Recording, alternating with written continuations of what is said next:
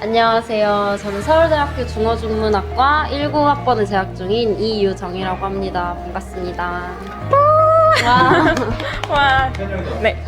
안녕하세요. 저는 성신여자대학교 미디어 커뮤니케이션학과에 재학 중인 19학번 서현영입니다. 네, 저는 평생고등학교를 17년도에 졸업을 했고요. 지금은 22살이고 경희대학교에 다니고 있는 김성호라고 합니다. 네, 저도 19년도에 평생고등학교를 졸업했고, 그러네. 18년도에 졸업했네. 네, 네, 18년도에 졸업했어요. 예, 저는 19년도에 졸업을 했고, 현재 21살이고 경희대학교 유전공학과에 재학 중인 박선건이라고 합니다.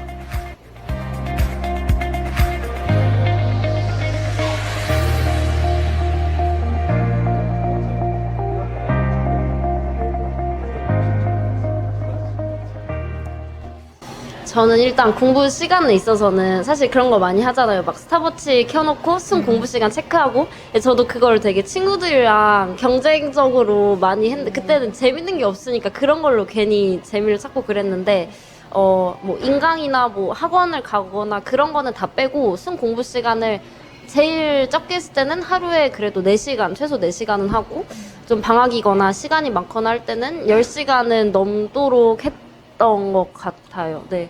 그리고 그렇게 하다 보면은 왠지 이 시간 채우고 싶어서 막 더 앉아서 하는 것도 있으니까 여러분도 해보셨으면 좋겠어요. 저는 일단 공부를 초반엔 많이 안 했어요. 초반엔 많이 안 해서 저는 1학년 때는 공부를 되게 못 했었는데 이제 제가 공부를 해야 된다는 거를 깨닫고 이제 시험 기간에 하루에 10시간, 하루에 한 12시간 정도까지 이제 매일 공부를 해서 내신을 한번 잘 본 다음에 그 다음부터는 이제 한 6시간에서 8시간 정도 꾸준히 시험 기간마다 계속 공부 시간을 유지를 하면서 공부를 했더니 지속적으로 좀 좋은 결과가 나왔던 것 같습니다. 저는 방학 때일수록 이게 터닝 포인트라고 다들 하잖아요. 그럴 때일수록 혼자 공부하는 시간을 최대한 늘리는 게 가장 좋은 방법이라고 생각해요. 왜냐면 저는 비문학이라는 거를 고1 때 처음 접했는데 이제 그때 매일매일 매삼비라는 책이 있어요. 유명한 교재인데 그거를 아침마다 일어나서 꼭 그 하루치를 풀었거든요. 정말 그러니까 거짓말 아니고 매일 했어요. 그걸 방학 때. 근데 그때는 그게 좋은 습관인지 몰랐는데 나중에 고2, 3 정도 되고 막 모의고사를 보고 수능 국어를 풀다 보니까 아 그때가 진짜 내 국어 실력에 좋은 자양분이 됐구나. 그때 그 꾸준히 자습했던 게 지금 내 시험 성적을 올려주는 그런 자양분이 됐구나라는 생각을 해서 여러분들도 최대한 그 자습 시간을 많이 늘리고 만약에 아직 그런 수능식 시험에 좀 익숙하지 않은 분들이라면 이 방학 시간을 활용해서 그런 문제를 많이 풀어보고 또 스스로 오답을 체크하는 그런 거에 시간을 많이 쏟아보셨으면 좋겠어요. 이게 진짜 진부한 말인데 저는 항상 진부한 말이 가장 정석이라고 생각을 해요. 그냥 학교 수업에 충실한 거? 선생님 수업을 잘 듣는 게 진짜 내신 따는 데는 최고예요. 왜냐면 어쨌든 그분들이 출제위원인 거니까. 그래서 뭐 내신 시험 공부로 치자면 학기가 시작되는 그 순간부터 내신 시험 공부를 시작하시는 거고요. 그리고 뭐 3주 전부터는 이제 준비 기간 들어가고 2주 전부터 본격적으로 공부를 시작한다고 저는 생각을 해요. 근데 이제 학기 시작부터 공부를 한다는 거는 저는 무조건 선생님이 수업을 하시면 그거를 종이를 펴놓고 그냥 뭐 샤프로 막 적었어요. 선생님이 하시는 말씀을 다 처음부터 끝까지 다 적고 이제 3주 전부터 마음가짐을 바꾼다 하잖아요. 이제 그때는 제가 막 휘갈겨 적어놨던 그 글들을 공책에 다시 잘 알아볼 수 있도록 정리를 하고 이제 2주 전부터 본격적으로 내신 공부를 시작할 때는 문제집도 병행하고 다시 한번 복습하고 선생님께 질문도 하는 그런 방식으로 내신 공부를 단계적으로 해갔던 것 같습니다. 저는 시간이 없을 때는 진짜 선생님들이 낸다고 했던 교과서랑 또 뭐 지금 아마 고등학교 한 2학년, 3학년 정도 되는 친구들은 아마 수능 특강으로도 수업을 할 수도 있을 것 같은데 선생님이 낸다고 했던 프린트 그리고 문제집, 교과서 그거를 중점적으로 보고 그리고 문제는 그 다음에 시간이 있으면 풀고 했는데 확실히 좀 단기간에 좀 효과를 보려면은 정말 하라는 거를 충실하게 하는 게 예를 좋은 들어서 것 뭐 첫째 날에 수학 시험이 있다 그러면은 그게 이제 그 주에 금요일 학습 날이 되는 거죠. 네, 그래서 시험 시간표에 맞춰서 그걸 정확하게 이제 역순으로 그 전주나 그 전전주에 그 과목들을 세팅을 해놓고 그 날에는 그 과목을 공부하면서 네, 물론 불안한 과목도 있겠지만 그냥 제 자신을 믿고 그날에는 그 과목만 공부하면서 준비했습니다. 저도 약간 비슷한데 그 역순이라는 거에 대해서 좀 보완 설명을 해드리자면 첫째 날 수학을 본다고 치면 그 전주에 가장 금요일 날 수학을 준비하고 그 가장 마지막 날에 국어를 본다고 치면 국어 공부를 가장 먼저 시작하는 거예요. 그래서 얘를 먼저 공부를 해서 좀 남겨놓고 이제 차례차례 공부를 하다가 첫째 날이어서 좀 급한 공부를 제일 나중에 하면 좀 효율을 많이 챙길 수 있거든요. 그래서 그런 좀 스킬들은 여러분들도 시험 공부를 할 때 많이 활용을 하시면 좋을 것 같습니다. 저는 그 성적을 보면 성적을 그래프로 만들면은 이렇게 됐던 것 같아요. 그러니까 1학년 때는 열심히 했다가 2학년 때 딱 슬럼프가 오고 3학년 때 다시 이제 극복하는 그런 모양새였는데 그 2학년 슬럼프 왔을 때는 그냥 공부 자체가 너무 하기 싫고 책상에 앉아 있는 게 막 진짜 죽기보다 싫은 그런 감정이었어요. 네, 그때는 근데 그렇다고 해서 뭐 잠깐 나가서 놀아라, 책을 좀 덮어놔라 하시는 분들도 있긴 한데 저는 그럴 때일수록 더 좀 재밌게 공부할 수 있을 만한 방법을 찾는 게 제일 좋다고 생각을 했어요.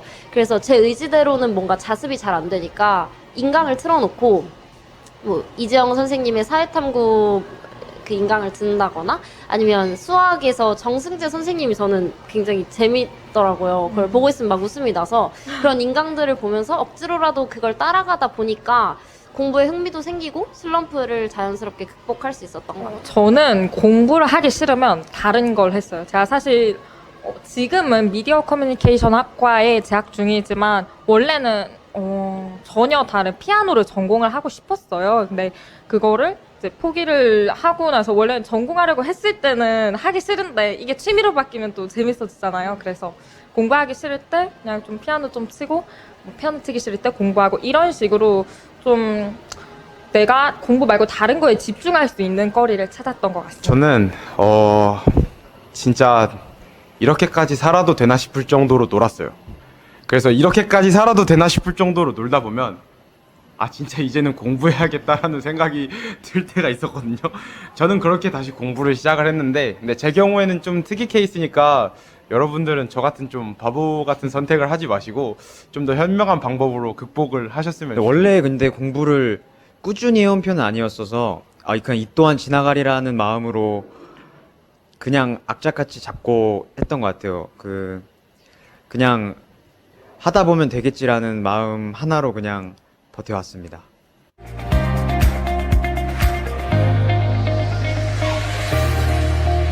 안정적인 내신 성적이 첫 번째, 그리고 생기부에서 다양한 활동을 했다는 거. 그러니까 내가 목표했던 학과와 관련된 활동만 하지 않고 정말 있는 대회는 다 참가했던 거, 그런 거랑 맨 마지막에 자소서에서 제 스토리를 잘 엮어냈던 부분이 매력적으로 보였을 것 같다고 생각해요. 고등학교 3년 내내 제 진로, 제가 생각한 그 뭐 직업란이라든지 그런 게 일정했다는 거랑 그래서 학교에서 시키는 거는 진짜 다 했어요. 사실 저는 내신 성적이 막 그렇게 좋거나 그러진 않았었는데 학교에서 진짜 시키는 거 뭐 특강 같은 거 그런 작은 것부터 시작해서 뭐 반장 할래? 네 하고 막 학생의 뭐 그런 이것저것 그냥 학교에서 시키는 거는 다 좀 적극적으로 참여를 했던 것 같아요. 그래서 그걸 좋게 봐주셨던 것 같아요. 제가 생각했을 때 저는 좀 활동이 많았던 것 같아요. 저는 성적도 챙기려고 노력을 했지만 저한테 좀 중요한 점은 성적보다는 이제 비교과 활동이었기 때문에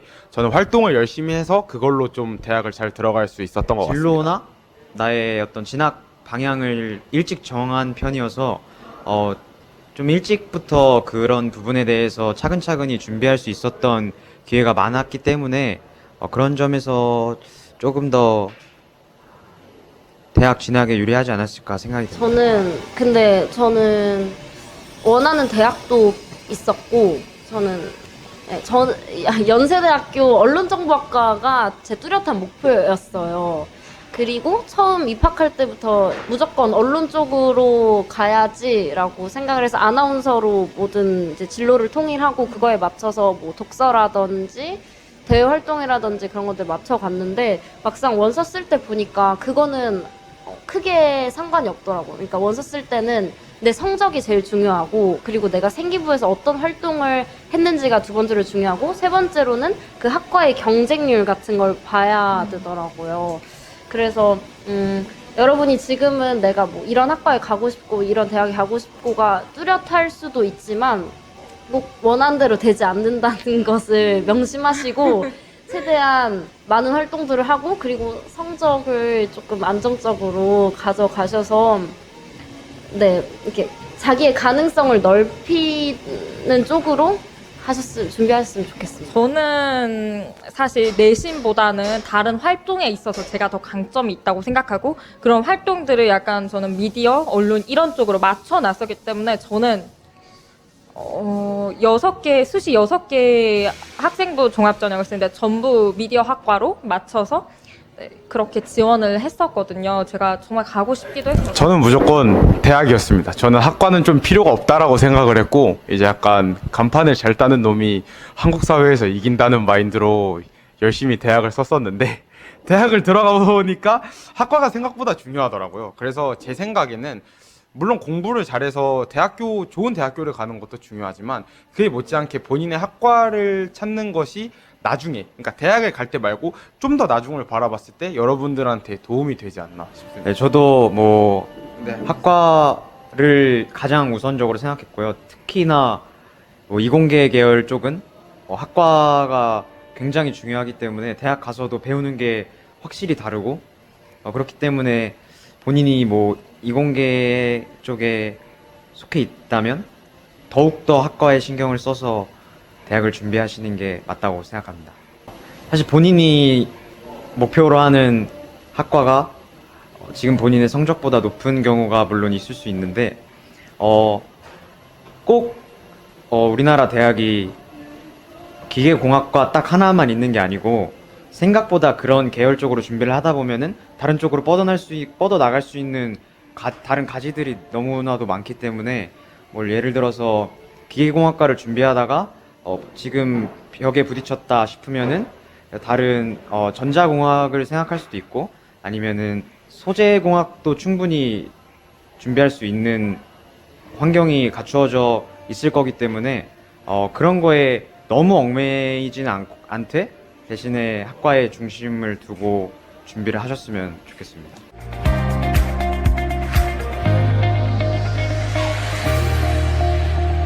전 일단 치열하게 대입을 준비했기 때문에 대학교에 입시 같은 부분은 여러분들께 잘 도와드릴 수 있을 것 같고요. 근데 어쨌든 대입이라는 게 트렌드, 경향이 굉장히 민감하기 때문에 제가 가르쳐 드리지만 저도 같이 공부하면서 여러분들이랑 같이 이제 만들어 나간다는 느낌으로 도와드리고 싶습니다. 그리고 만약에 뭐 교과목 질문을 하신다면 제가 가장 자신 있게 도와드릴 수 있는 과목은 국어랑 영어? 그 중에서도 국어를 네, 열심히 도와드리도록 하겠습니다. 네.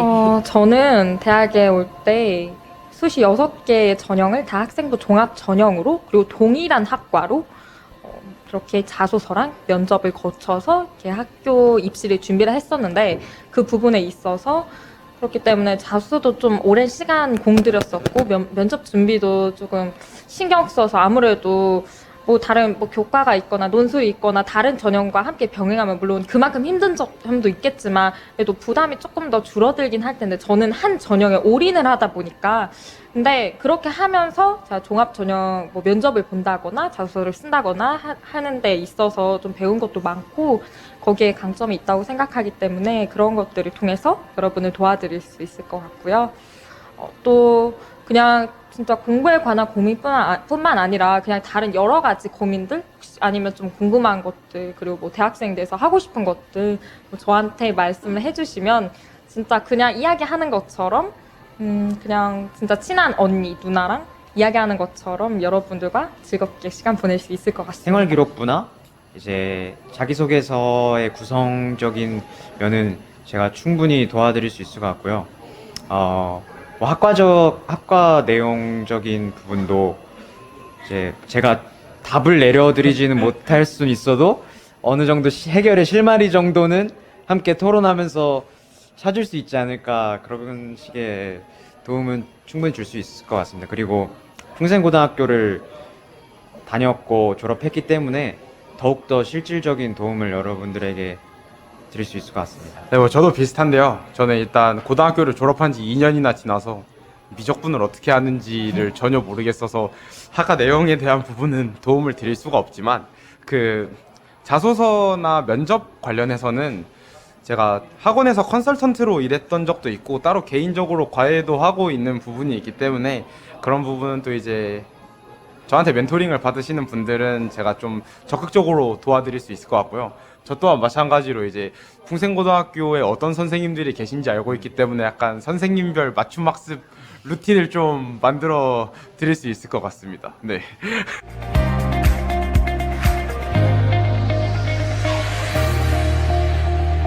좀 너무 꼰대인가요? 저는 좀 책을 많이 읽으라고 권유를 해드리고 싶은데 너무 교장 선생님 같은 말인지 모르겠지만 실제로 제가 책을 많이 읽어서 덕을 본 사람이고 저는 입시 때 국어 공부를 사실 거의 안 했었는데 책을 많이 읽어서 국어 공부를 안 했어도 좀 어느 정도 점수를 보장받을 수 있었던 사람이에요. 그리고 대학교 올라갈 때 그 글 못 읽으면 진짜 바보 되거든요.